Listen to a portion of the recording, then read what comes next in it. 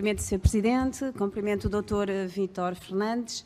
Só para recontextualizar e para nos centrarmos aqui em algumas questões, o senhor foi administrador na Caixa Geral de Depósitos no período das maiores perdas da Caixa Geral de Depósitos, conforme são agora conhecidas. A criação da Direção de Gestão de Risco é de 2001. Era António de Sousa presidente e o senhor era administrador. Viveu, portanto, o tempo em que não havia Direção-Geral de Risco e depois houve a sua criação e o início também da sua implementação.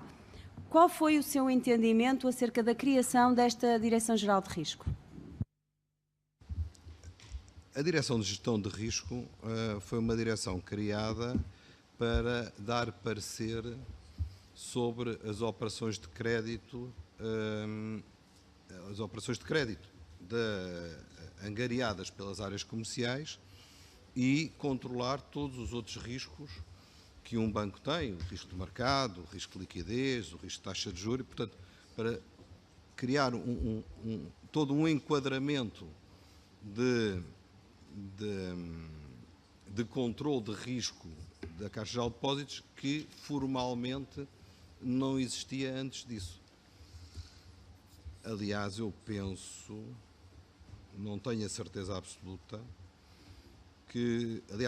eu penso que a Caixa até foi razoavelmente pioneira. Penso que só em 2006 é que há um aviso do Banco de Portugal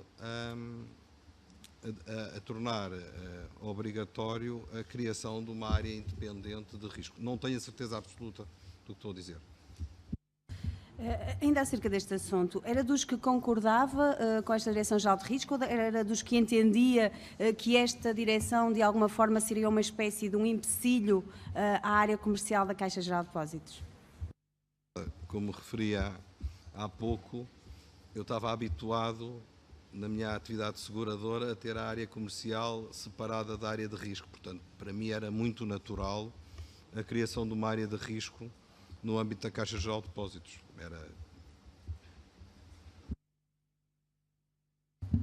António de Sousa disse-nos aqui que, e passo a citar, estávamos no auge de uma certa não aceitação da Direção-Geral de Risco na Caixa Geral de Depósitos, havia bastantes casos em que a Direção-Geral de Risco não dava parecer favorável e as pessoas que trabalhavam há muitos anos na Caixa Geral de Depósitos, como o Dr. Tomás Correia, não estavam habituadas a isso. Havia tensão sobre esta matéria. Fim de citação. Era mesmo assim? Sra. Deputada, se havia tensão era ao nível dos conselhos de crédito, com os quais eu raramente ia. Nos poucos que fui, não senti essa tensão. Há sempre uma natural troca de opiniões entre áreas comerciais e áreas de risco, mas isso não é tensão, isso faz parte do processo decisional. Agora, passando aqui para um outro período, e como eu também já disse há pouco, o senhor foi um ator e testemunha privilegiado de um período menos bom, digamos assim, da Caixa Geral de Depósitos, no que ao nível de operações ruinosas diz respeito, como eu já há pouco frisei. Um dos diretores que aqui passou disse-nos que, de todas as administrações com quem trabalhou, foi a de Santos Ferreira a que mais interveio nos processos. Pode-nos descrever as diferenças, se as conhecer, se no seu entender existiam, claro, entre as duas administrações ao nível da concessão de crédito? Deputada, eu não me quero repetir, mas se isso aconteceu foi ao nível dos conselhos de crédito. Se eu não ia aos conselhos de crédito na maioria, raramente ia aos conselhos. E como disse, naqueles conselhos de crédito onde fui, não senti essa tensão tão forte. Mas também fui a muito poucos, portanto... Nem ninguém lhe fez saber de nenhum tipo de tensão, para além dessas reuniões mais formais, de uma forma mais informal? Não.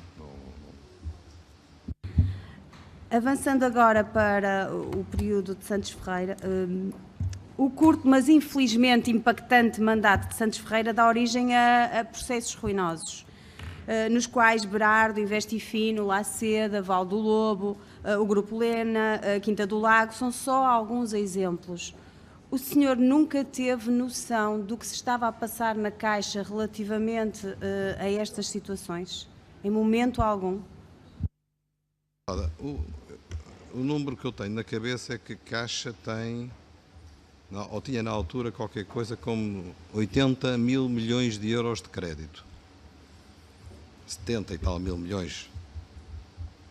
Esses créditos são volumosos, são tanto quanto eu não sei se representam 1% do crédito da Caixa. Certo. Só puxando um pouco atrás, que ficou aqui uma dúvida, e porque também já foi falada aqui a questão da carta de Almerindo Marques, mas não querendo voltar a repetir a questão da carta, alguma vez o Dr. Almerindo Marques mostrou algum desconforto no relacionamento entre a Direção-Geral de Risco e a Direção Comercial e a atuação de ambas no Conselho Alargado de Crédito? Peço desculpa, nem que tenha sido de forma informal. Não tenho nenhuma memória disso.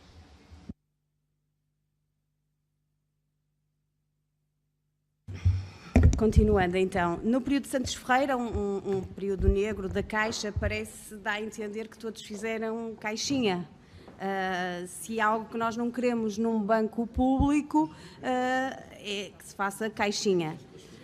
Por isso lhe pergunto, e apesar de ter ido para o BCP com Santos Ferreira e Armando Vara, e já falaremos também sobre isso, e no fundo até tem alguma liberdade na medida em que não participava, então, como disse até agora, nos conselhos de crédito, alguma vez sentiu, leu, ouviu ou soube de créditos de favor na Caixa Geral de Depósitos? Nunca. O que diz de operações de crédito a Berardo para comparar ações do BCP com rácios de cobertura de 100% e 105%, ao mesmo tempo que investimentos industriais ou não conseguiam aceder a créditos, ou então conseguindo, tinham taxas de spread elevadíssimas e muito superiores e garantias muito mais exigentes? Eu não tenho memória de que houvesse problemas de concessão de crédito nessa altura em Portugal, ou seja, se alguma coisa acontecia em Portugal nessa altura era excesso de crédito. Sobre essas operações em concreto, não conheço em pormenor, portanto não sei o que é que lhe posso dizer. Mas tinha conhecimento que a uns era exigido garantias e avales e a outros não era exigido nada. Tem conhecimento disso? Ou tinha na altura, peço desculpa.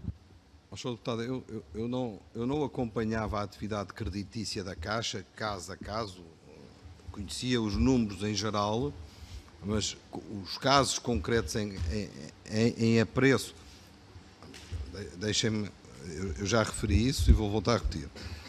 Eu tinha acesso às atas do Conselho, portanto, eu recebia as atas e se quisesse pormenorizar, poderia fazê-lo.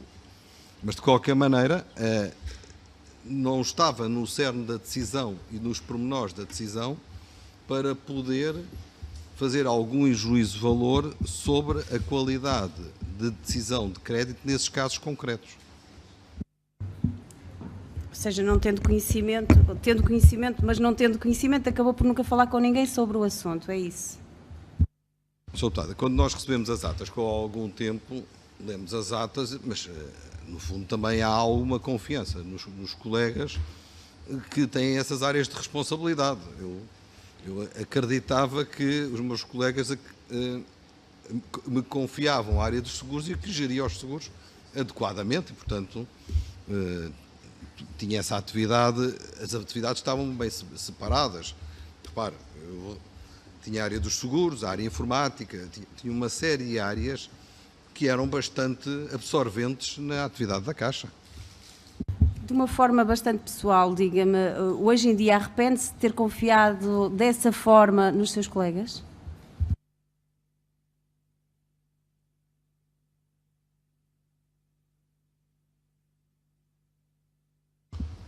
Sr. Deputada, eu acho que é uma pergunta, não sei o que é que lhe hei de responder. Não...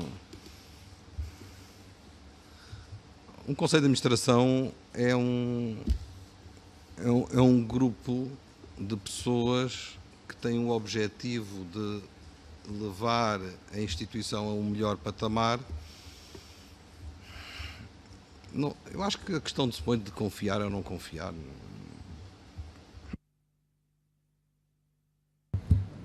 Quando sai da administração da Caixa Geral de Depósitos e acompanha Santos Ferreira e Armando Vara para a Caixa Geral de Depósitos, tinha consciência de que no seu tempo, enquanto administrador, a Caixa Geral de Depósitos tinha concedido empréstimos para a aquisição de ações do BCP, nos quais as garantias eram as próprias ações do BCP?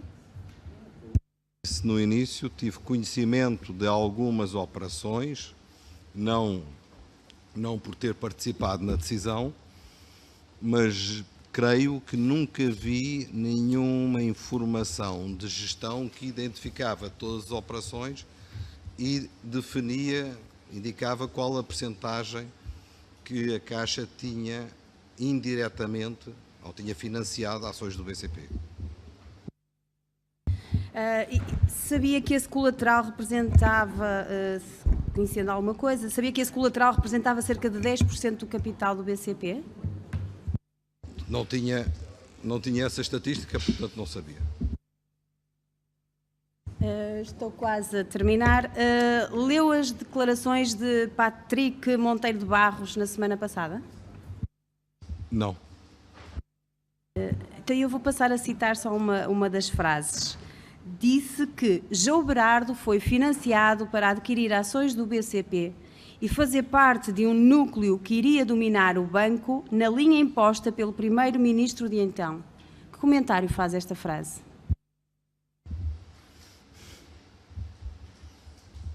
Acho que não merece comentário nenhum. Eu vou insistir com uma outra frase. Patrick Monteiro de Barros diz ainda e refere que essa estratégia de Sócrates passou por, e cito, colocar no BCP os seus homens de confiança que saíram da Caixa para o BCP. Revê-se nesta afirmação? João Deputada, não conheço pessoalmente o engenheiro Sócrates. Acho que nunca estive em nenhuma reunião, acho que não tenho a certeza que não tive em nenhuma reunião com o engenheiro Sócrates. Se alguma vez me cruzei com o engenheiro Sócrates, terá sido numa inauguração qualquer, não faço ideia. Num ato público, mas nem isso me recordo. Portanto, eu ser pessoa de confiança do engenheiro Sócrates, não sei como. É tudo, Sr. Presidente. Muito obrigada.